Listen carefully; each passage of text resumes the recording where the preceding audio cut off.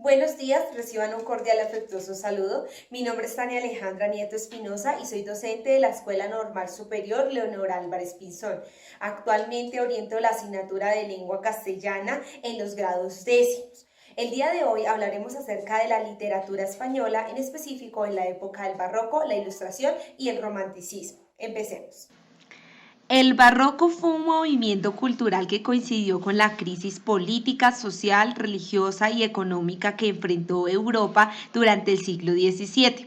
Como ya habíamos hablado, durante el Renacimiento el hombre confió en su capacidad racional para configurar un mundo propicio para el desarrollo de las ciencias, las artes y la filosofía.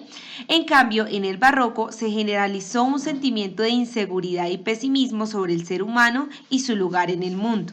La palabra barroco, derivada del portugués barroco, que significa perla irregular, empezó a aplicarse en el campo de la arquitectura para designar un estilo caracterizado por la complicación de las formas, la irregularidad de las líneas y el juego con la visión espacial.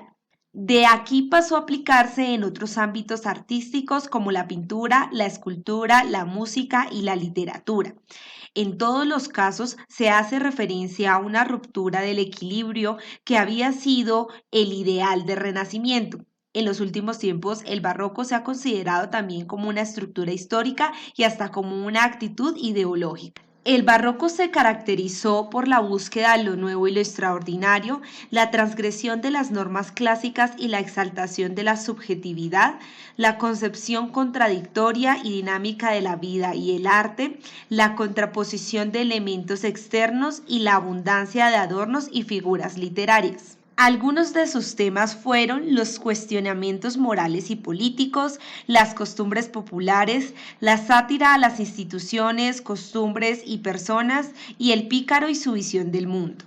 En la literatura del barroco surgieron dos corrientes. La primera, denominada como conceptismo, centrada en qué decir, y la segunda, llamada culteranismo, enfocada en cómo decir las cosas.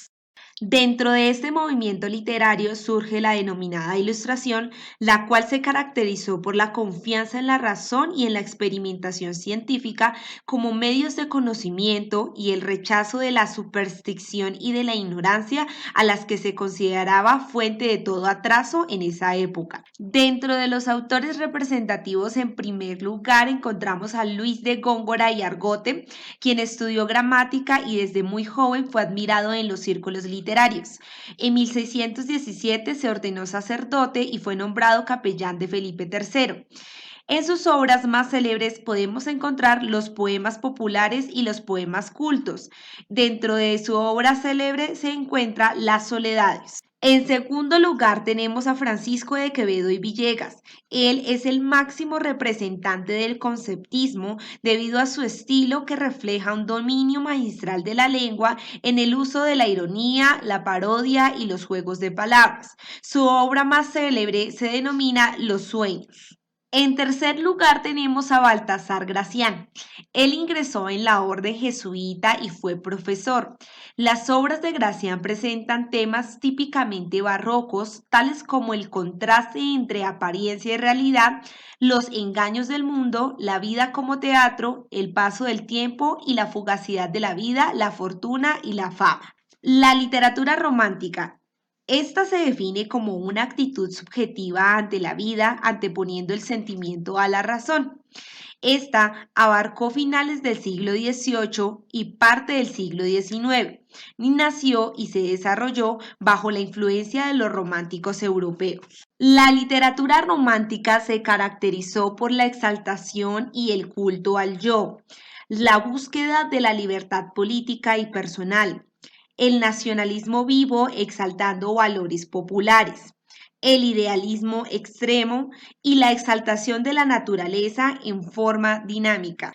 Algunos de sus temas fueron el amor, la vida, la religión, la patria y los temas medievales. De la literatura del romanticismo se deriva el realismo y el naturalismo.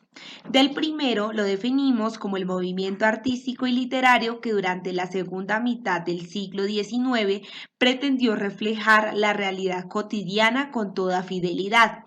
Este realismo se gestó en toda Europa durante el siglo XIX al amparo de la Revolución Industrial.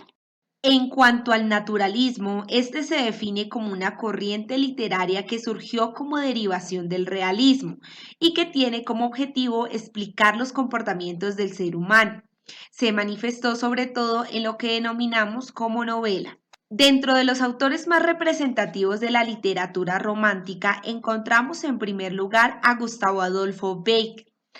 Él quiso ser pintor, pero su vocación por las letras lo condujo finalmente al periodismo y a la literatura. Su vida estuvo marcada por los fracasos amorosos y por la enfermedad. Por tal razón, la poesía de Bécquer se caracteriza por el intimismo y por la sencillez, tanto en los temas que trata como en su forma de expresión. En segundo lugar tenemos a Rosalía de Castro.